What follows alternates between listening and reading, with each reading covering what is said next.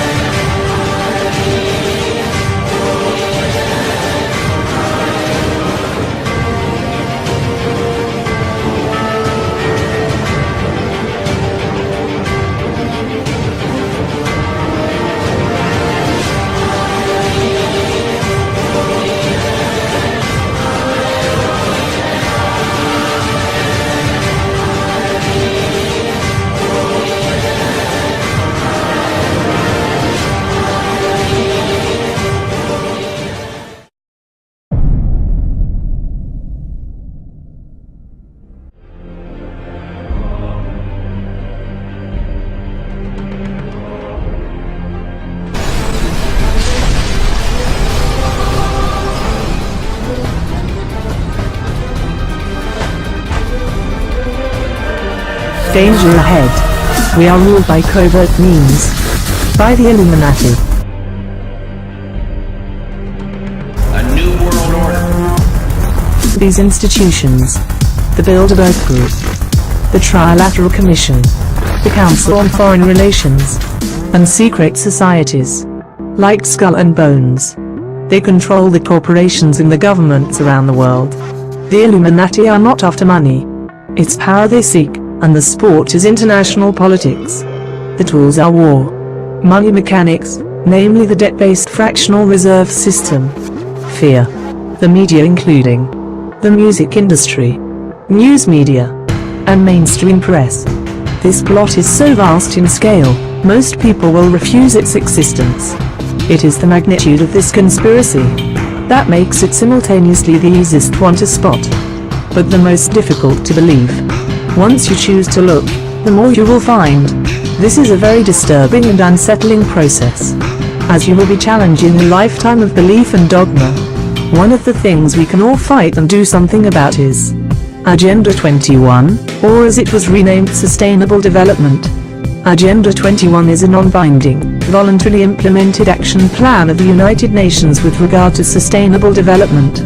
This is hard to believe, so do your own research. 1. Population reduction, soft kill technology, and food and medicine. EMF electromagnetic fields, smart meters, mobile phones and masts, dirty electricity, hydraulic fracturing or fracking. Fracking is so important because it will poison our drinking water, it will poison our air, it will poison our land. The agenda is to reduce the population and keep the remaining inhabitants of Earth in small prison, like cities. And we will go willingly to escape the devastated countryside. The Codex Alimentarius Commission is an intergovernmental body to implement the Joint Food Standards Program, which was established by a Food and Agriculture Organization in 1961. They have made natural herbal remedies illegal, and only GM alternatives are allowed. Pesticides, Monsanto and the decline of the bees. Corporations are starting the process of patenting the world's gene pool. They will end up owning nature. Herbicide-ready crops that resist weed killer and have built-in pesticides. What effect does this have on our bodies and immune system? Fluoride is a poisonous waste product of aluminium smelting, and it's deliberately put into our drinking water and toothpaste. All in the name of healthy teeth. Aspartame, the sugar alternative, rots holes in rats' brains. The smart grid is being sold to us as a means to use the world's resources in a more sustainable way. But this is a conspiracy at work again. They, the Illuminati, are using the love we have for our home against us. But we need to understand there is another agenda, and that is to first depopulate populate and then dominate. The tools are microchips. Companies worldwide have registered trillions of IP addresses. Which is strange as there are only 7 billion people on Earth. Every product, pet and human being will have its own unique IP address. This is made possible with the invention of the RFID radio frequency identification chip, which is the same technology used by supermarkets to secure their products. CCTV infrastructure has spiraled out of control. Currently there is one CCTV camera for every 13 people in the UK. These cameras use sophisticated computer algorithms which track behavior and bring them to the attention of an operator when protocol is breached. This is only the beginning of the awakening. Welcome to the tip of the iceberg.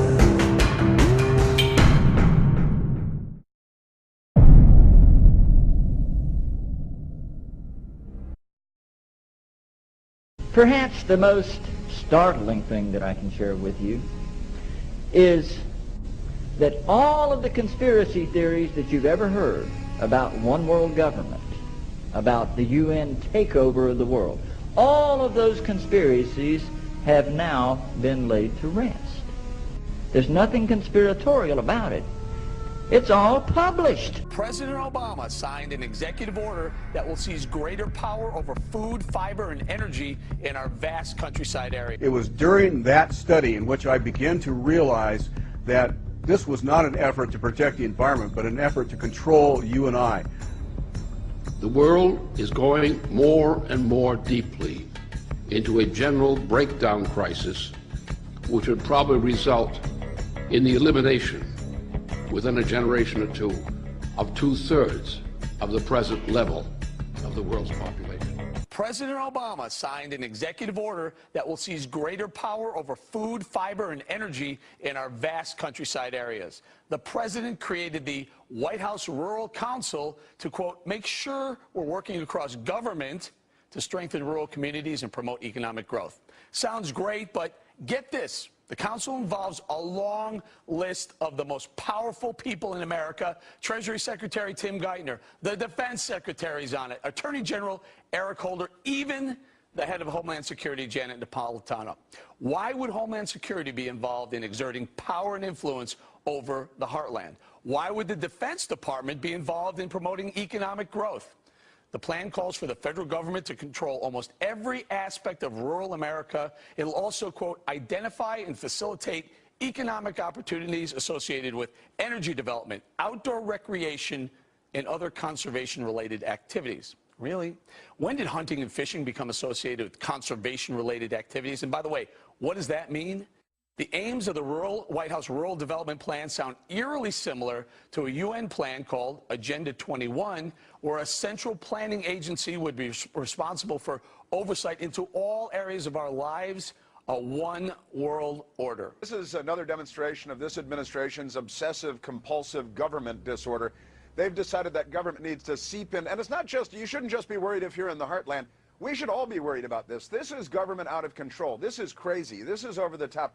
This is one of hundreds of sort of organizations and commissions and panels that this administration has created to wheedle their way into our lives on what kind of light bulbs we can use and how much broccoli we can eat and what we can drive and what our kids have to eat at school. And they're just seeking to control Tony, every area of our lives. Certainly feels like overreach to me. Not only overreach, Eric, I mean, it's so frightening. This is 16% of America, what's considered rural America, who basically is now going to have its entire livelihood run by government in Washington. Right. They're far away from Washington. They like it that way, is my guess. I think Mr. Ferguson certainly sounds like he's representing that point of view. All of these things are designed to bring more and more control to bureaucracies rather than to the independent individual, the sovereign individual of this nation. What brought me into this whole discussion was the fact that while I was doing this multi-million-dollar research effort in the 1980s and early 1990s, I became aware of an agenda basically to lock up one half of the United States into wilderness corridors and reserves.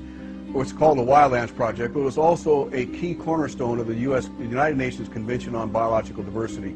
It was during that study in which I began to realize that this was not an effort to protect the environment, but an effort to control you and I. They were dividing the United States up into little compartments in which they would rip out roads, which they would rip out whole communities and put them back in the wilderness.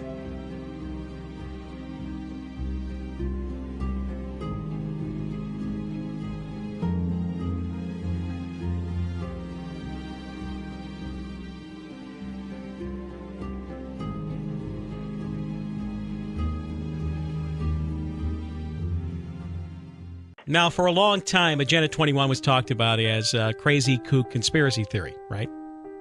Yeah, that's true. It's like, is this Area 51 or, what is it? But it's, the days of calling it a conspiracy theory are over. It's definitely a conspiracy fact. And it is the plan to inventory and control all resources, both human and natural, all information, and all means of production in the world. Wow. I mean, that's pretty far-reaching. Now, tell us, if you could, how you got involved with this, because Santa Rosa, California is where you live, right? That's right. Yes, I was elected to a project area committee that was an oversight committee for a huge redevelopment project, about 1,300 acres going through the center of my city. And I thought I was going to be, sort of the insider person who was going to help everyone on the committee understand redevelopment and an eminent domain. But it turned out that my city had created this fraudulent project and hired a consultant that misrepresented the area. And so I ended up suing to stop this project. And through that journey of going through the lawsuit, we created a business association. We sued. We lost in Superior Court, and then we moved up to the appellate level where we lost. But during that 3-year fight, we were able to stop the project, and then the economy collapsed. So during that fight was when I recognized that redevelopment is a funding and implementation arm of United Nations Agenda 21, Sustainable Development. So when you talk about redevelopment, are you also speaking of urban renewal agencies that most practically every city in the country has, some form of a redevelopment or renewal agency? Yes, that's right. That's the other term for it, urban renewal, but that's generally when you think of urban renewal, and I know that's what it's called in Oregon, but often it's considered to be federal, but this is state, it's local. You can end it in your state.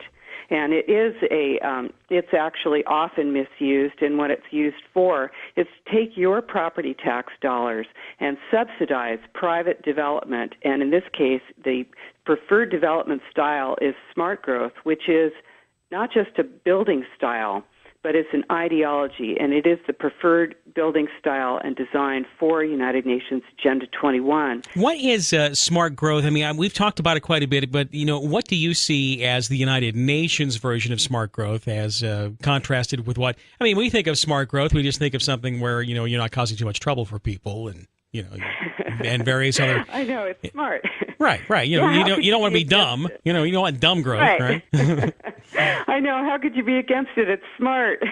They've definitely got the rhetoric going there. And I want to, first before we talk about that, I want to say, yes, this is a global plan. It was launched in the United Nations, but it's implemented locally. And the United States signed on to it in 1992. George H.W. Bush signed on to it, brought it back to the U.S., where Clinton created the President's Council on Sustainable Development in order to implement it in the United States. And even though, you'll hear, it's a 20-year-old plan, it's voluntary, it's nothing, it is, in fact, working right now in your town, no matter where you live. And smart growth is one of the things that it looks like. And that is ground floor retail built right to the edge of the sidewalk, 12 feet high, with 2 or more stories of residential above. And round in the back through an alley, you'll find parking for 1 car or less per unit. And this is often on a transit line or a proposed transit line.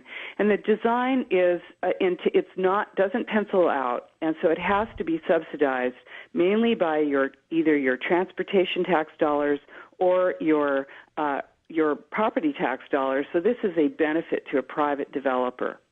So you're building up rather than out. Yeah, I understand. What you're talking about. What you described right now sounds suspiciously like Portland, Oregon. That's true. Portland, you'll find that in Portland. It's actually in the center of not just the large cities. Portland was one of the pilot cities along with Seattle. But you'll see it now in every small town. You'll see the same design style, and it, in fact, is part of the reason, or one of the contributors to the collapse of our economy, because it simply does not pencil out, and so it requires huge subsidies. Now, why doesn't it pencil out? Because it sounds like if you're trying to get people less car-centric, that we're always told that is supposedly the common good, fewer car trips, and that we stay in a nice, dense urban corridor, as it were. Why is that not sustainable, though? Mm-hmm. Well, I'm glad you mentioned the word common good, because this is really the central and by the way, I don't believe in the common good, but I'm saying that's how it's sold, okay? Just so you understand. Well, the common good is, what we're told is that the individual's rights have to be balanced with the rights of the community. And, of course, the individual's rights are delineated in our Constitution, but the community's rights are not. You won't find those written anywhere. They can change at any time. So when you're being told that you're, essentially what's unsustainable, according to United Nations Agenda 21 Sustainable Development, is private homes, private vehicles, appliances, air conditioning, meat eating, tillage, many dams. You'll find many things that we, of course, take for granted in our country and expect to use. You realize you just said the magic word around here when you said dams. Dams, right. Dams are not sustainable. Are you familiar with what we've been experiencing here in Southern Oregon and Northern California with the removal, yes. The effort to remove the Klamath Basin dams? Absolutely. Yes, that's right. And this is part of United Nations Agenda 21 Sustainable Development, certainly, because, oh my goodness, you might use that water. And, you were asking me, why is it that, that living supposedly sustainably, downtown in a condo above a store is bad. It's not bad. If you want to do that, go ahead and do it. Right. But the thing is that if you're asking me to use my property tax dollars for the next 30 to 45 years to pay a private developer to do it, then I say that is wrong. And the reason that they're doing it like that is because they want to, the plan is to move people out of the rural and suburban areas and move them into the center of cities. And I'm fully aware that this sounds crazy. The plan is definitely crazy, but I am not. Rosa Corey. That's what I'm... Yeah. No, I don't think you're crazy at all, because you're just bringing forth more of what some various other issues and guests that, confirming what you have been talking about. Rosa Corey, once again. And by the way, what is the name of your book, the Green Mask, once again, or Behind the Green Mask?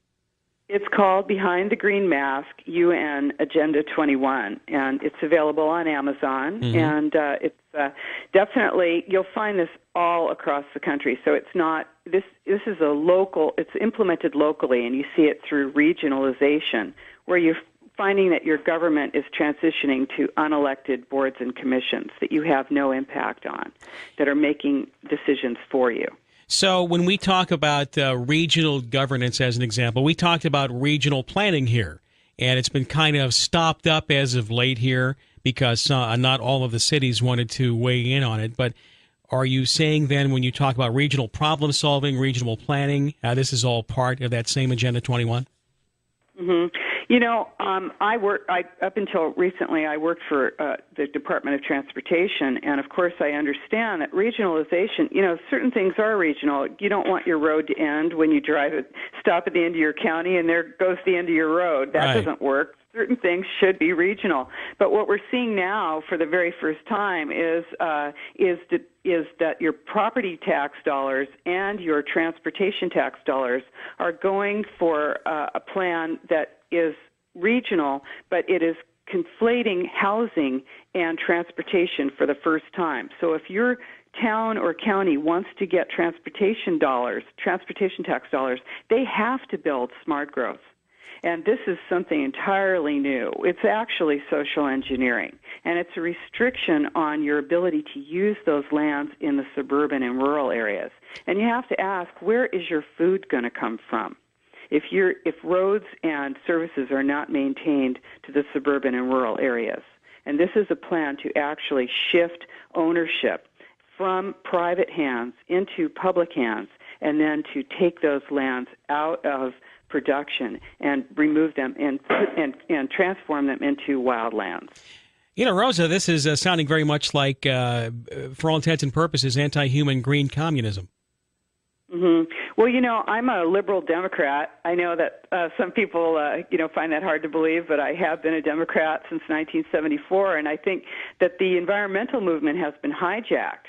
And a lot of people are starting to recognize this and joining me in saying that, you know, regardless of our political affiliation, we need to speak out and call a halt to this, because we're finding that our form of government is being changed. Now, Rosa, you being a Democrat, it means that you come from this from a very interesting path. So when you talk with your fellow Democratic Party memberships, I mean, how do you actually get them to understand that green or sustainable does not equal good? I mean, how do you actually convince them of this? Well, you know, it's really not that hard once if you're able to just sit quietly and listen for a minute, you know, and that's hard for people because, you know, it's an emotional issue and it has been created as an emotional issue. A lot of jargon. This is the biggest public relations scam in the history of the world, I think. But if you talk with people about smart meters, about genetically modified food, about domestic surveillance and the corporatocracy, this is all part of United Nations Agenda 21 Sustainable Development. And I think that those of us on the left can recognize it from that point of view. And certainly this is really a shift from, you know, when you're seeing that your public-private partnerships are actually directing government, and that is the corporations directing government and erasing the boundaries of, between town, county, state, and federal into megaregions. We now have 11 megaregions in the U.S., and these include part of Mexico and Canada. What megaregion is Oregon part of? Is there one? Yes, Cascadia. Oh. And it seems hard to believe, you know, you hear this stuff and you think, what is this, 1984? But it sort of is. So it's good to know about it because you don't want to be the last person to hear about this. Okay, so here we are in Southern Oregon, part of Greater Cascadia, as it were. So I find that interesting that you talk to the Democratic folks from the point of view of, hey, look at these food rules, look at this surveillance state, the panoptica, you know, as it were, and the control. You probably, I imagine, talk to those from the political right more from the point of view of property rights. Would that be fair to say? I mean, what point of view do you bring forward when you speak to those groups? Mm-hmm. Yes. Well, you know, it's a funny thing because obviously, as you said, I'm a commercial real estate appraiser. I appraise shopping centers and office buildings, and of course, I own property myself, and so do a lot of people on the left. So I really don't know quite how the rhetoric has been shifted so that private property rights is now considered something that only people on the other end of the spectrum would consider important. Yeah, it has been shifted, but yet I agree with you. This is something that you would think we would all be interested in. Sure, and you know, when you think of this, we are our ultimate private property. Our body is our private property, and those rights in our Constitution protect our property rights, and we are our property. So, of course, I discuss the Constitution, which is not a left-right thing. All of us are subject to it, and it in fact serves all of our individual rights. So that, of course, is a big one for people who are on the other end of the spectrum. For me, I really don't look at it as a right-left thing. It's not. This is an American issue, and all of us need to stand up and call a halt to it. But we first need to recognize what it is, because awareness is the first step in the resistance. Yeah, I'm thinking very much the left-right paradigm in some cases has been created to keep us fighting at each other's throats rather than, hey, wait a minute, don't you see the bigger picture here? What's really going on? You keep us fighting over the standard left-right paradigm, and then pretty much you let the United Nations kind of style thinking take over, right? You're absolutely right. And, when you go to one of those government meetings, it's a visioning meeting. When you get invited to that charrette or that workshop or that visioning meeting, you're invited to give your opinion. That, your opinion means absolutely nothing. This is the Delphi technique. It's a Rand Corporation technique that was developed in the 1960s, and it's being used on you by your government now. So, never has a group of people been so solicited for their opinion and so ignored in the history of the world. And this is what we're finding now in all of our government meetings, these meetings where we're invited for, public buy-in is what they're looking for. But in fact, what you're finding is that people who are speaking for you don't, in fact, actually speak for you, but they're given the power to speak for you in local groups. And this is one thing that all of us can come together and object to. This is a manipulation of every single American. Rosa Corey here, Executive Director of the Post-Sustainability Institute. Her book is Behind the Green Mask, UN Agenda 21. It's available everywhere, including her website. She's going to be speaking at the Medford Library in the big main meeting room this coming Tuesday night at 6:30. I'm hoping you attend. Dawn, you had a question for her. Go right ahead on the Bill Myers Show. Yes, I do. Our two states, Oregon and California, share the Siskiyous. Is the Siskiyous part of this? I heard you mention Cascadia, but I'd like to know about the Siskiyous too, and I'll just listen to your answer. Sure, Dawn, go ahead. Thank you. Well, actually, Cascadia doesn't quite get all the way down to the Siskiyous. If you go to, first of all, you should take a look at my website, which is called Democrats Against UN Agenda 21.com. Of course, I called it Democrats because so few Democrats are are aware of this, and I wanted to give that encouragement to people. But certainly, it's a nonpartisan site. The Siskiyous and what's happening with the dams, the removal of dams and actually removing people from the rural areas is what that's going to do and impact our food production. This makes us, the movement of people into the cities creates more dependence on your government and actually moves you out of areas where you can be independent.